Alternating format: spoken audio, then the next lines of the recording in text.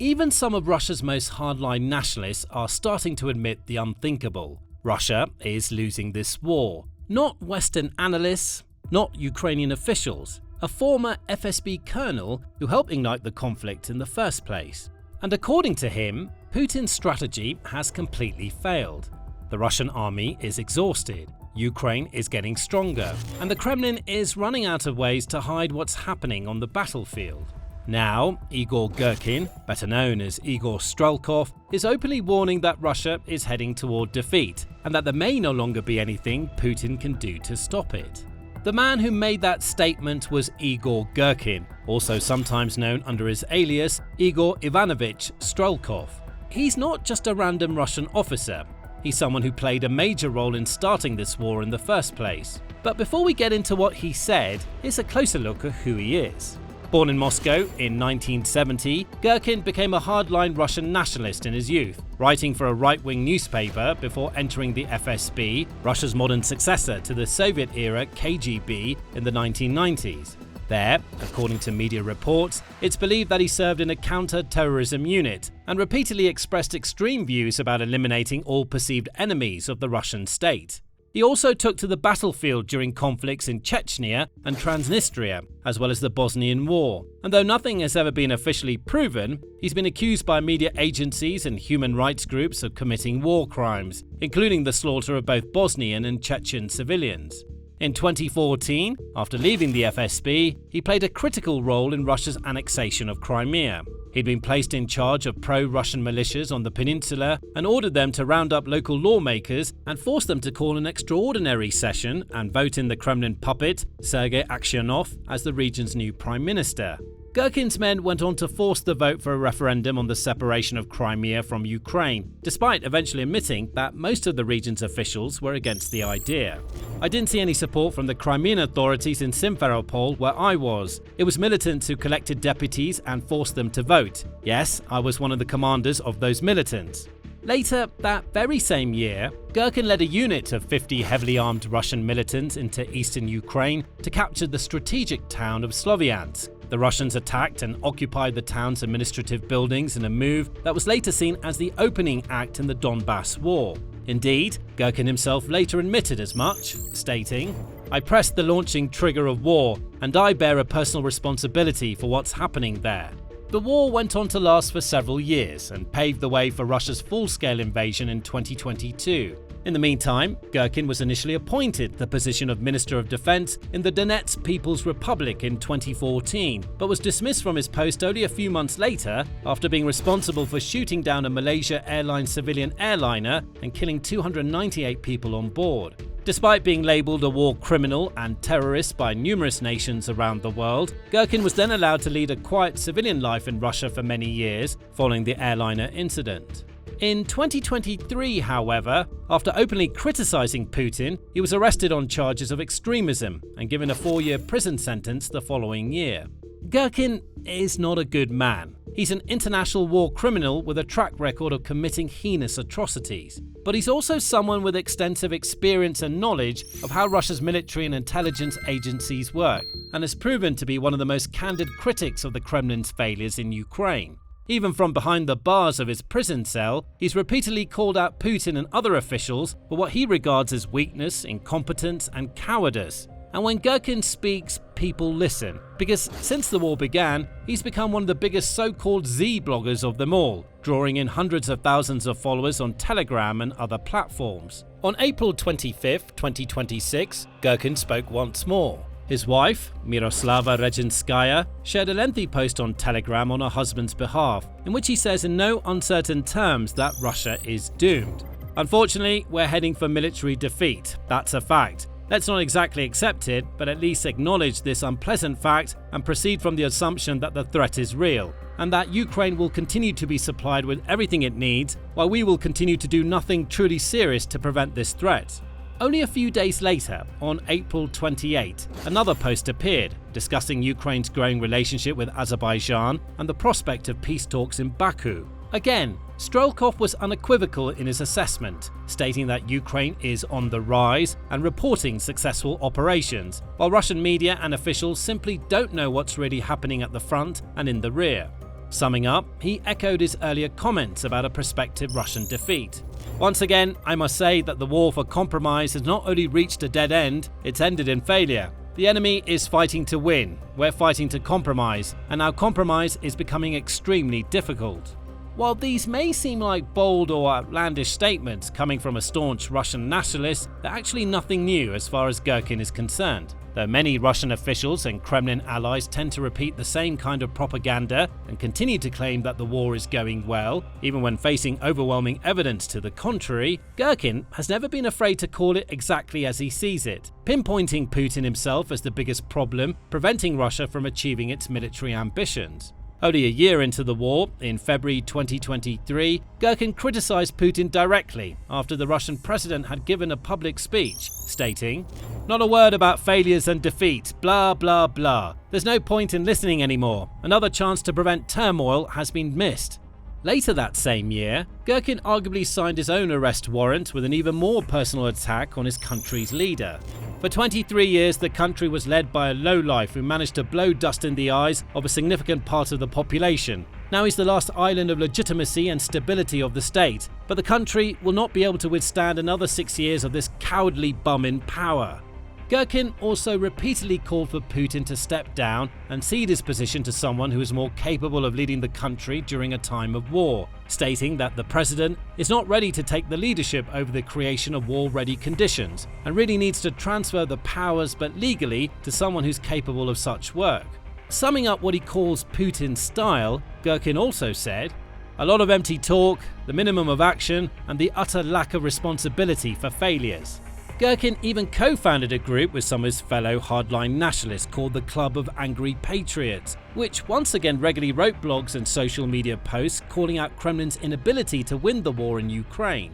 He's made his views quite clear on dozens of different occasions, repeatedly stressing his belief that Russia cannot and will not win this war if it continues to persist with incompetent leadership, corrupt officials, and strategies that have failed to yield tangible results on the battlefield.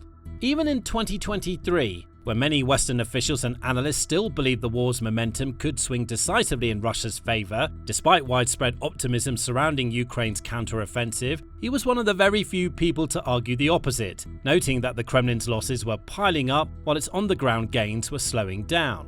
As the years have passed, Girkin's theories have largely proven correct. Russia has indeed failed to take control of important Ukrainian towns, cities, and strongholds. Its losses have multiplied, its economy has crumbled, and its army has weakened, while Kyiv's forces have grown far stronger than almost anyone could have ever expected.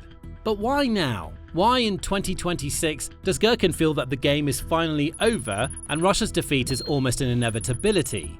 But before we get into that, you're watching The Military Show, and if you haven't subscribed yet, now's the time.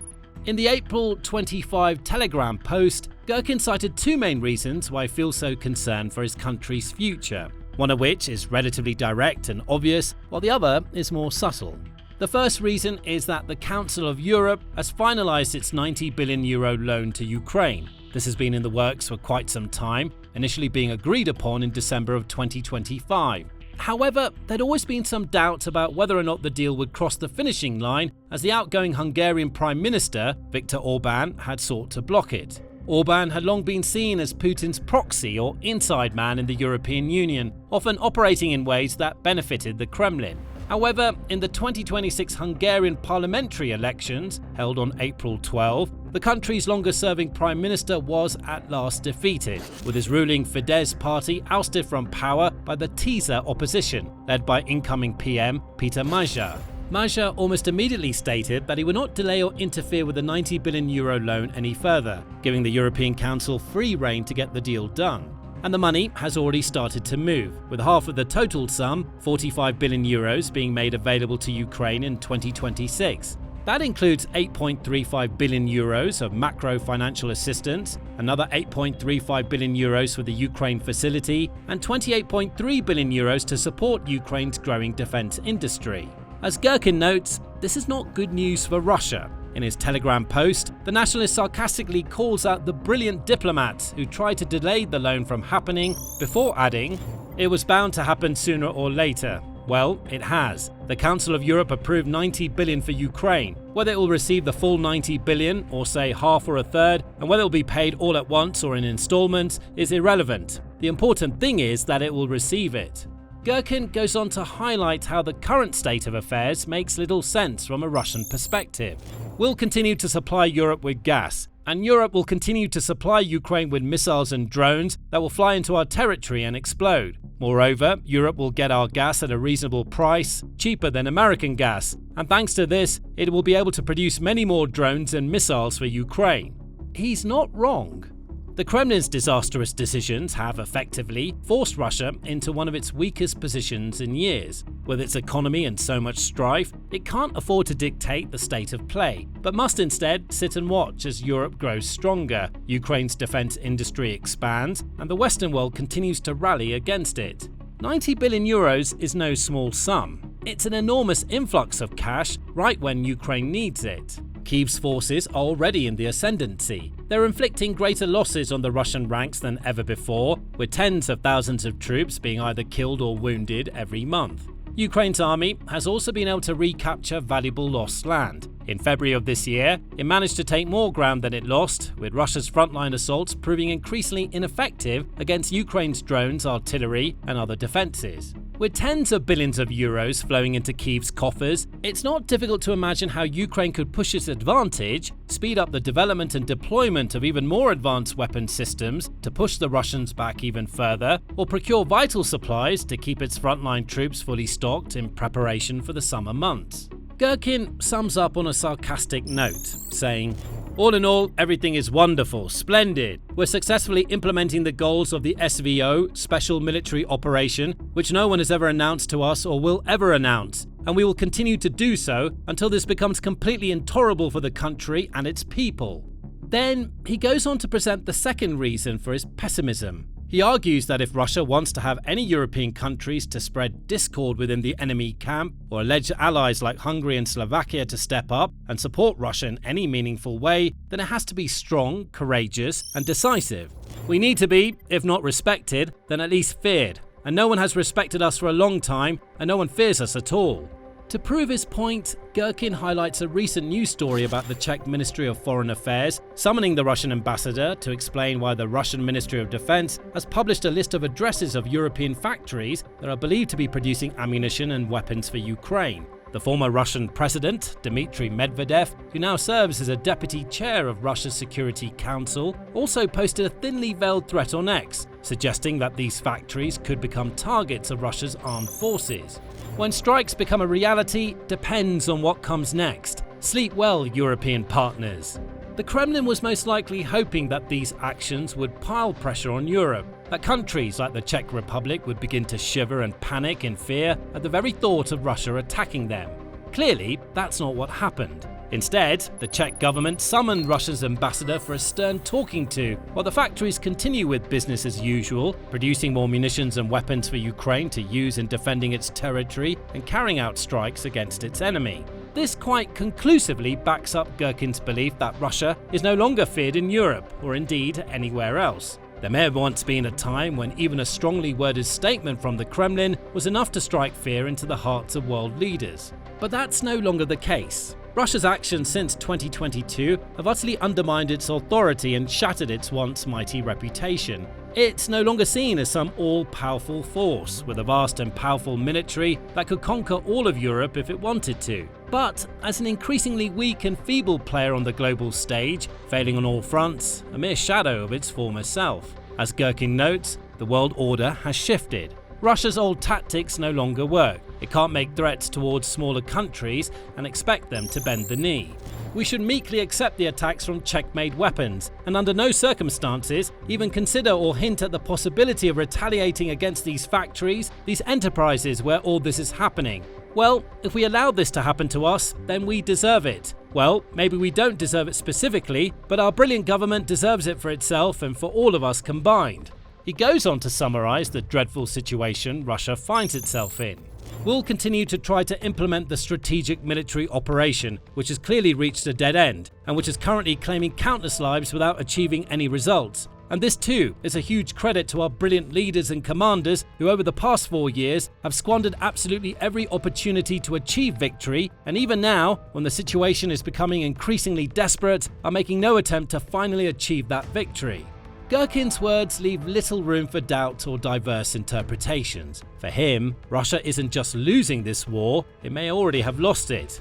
In the past, even when he was expressing negative opinions about the Kremlin's tactics or how the war was going, he always argued that there were ways to fix it. Specifically, he suggested that some sort of large-scale mobilization would suit the Kremlin's brute force tactics and give the army the added boost it needed to overwhelm Ukraine's defenses.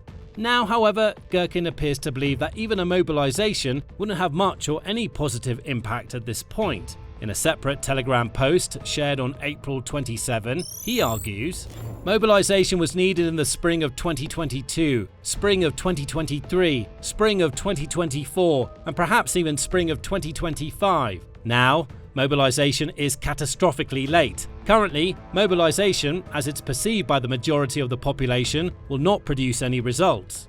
He goes on to say that the time when Russia could have trampled its enemy with sheer masses of military personnel is over. It simply doesn't exist in 26. Explaining this, he adds that the conflict has become so heavily dominated by drones and that Ukraine has become so dominant in this field that Kyiv's forces could easily wipe out masses of Russians without even losing much or any ground at the front lines. He goes on to say that mobilization is still necessary if we want to win, but that it's now less about mobilizing people into the army itself and more about mobilizing them into the defense industry. He argues that Russia needs to have more of its best and brightest minds working in military science, systems innovation and production, but goes on to note that the Kremlin doesn't seem to have the desire to do anything like this, or even to make any concerted effort to change tactics and win this war. In conclusion, he notes, right now, you can mobilize as many people as you want to the front, but they won't be able to turn the tide of the war. That moment has passed. I've been calling for mobilization for 4 years. Now, I'm no longer calling for the kind of mobilization I spoke of before, because it's pointless.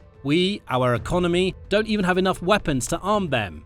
And when one of the most ardent nationalists in modern Russian history is effectively saying that the war is unwinnable, it's certainly not looking good for the country's prospects. And Girkin isn't the only one turning on Putin. Slowly but surely, those within the Kremlin's inner circle are starting to feel that the Russian president is no longer fit to lead, which you can learn more about in this video. Alternatively, watch this video to learn more about how this war has spiraled wildly out of control, with Russia growing weaker as Ukraine grows stronger. And finally, don't forget to subscribe for more insightful analysis and breaking military news reports from Russia, Ukraine, and elsewhere.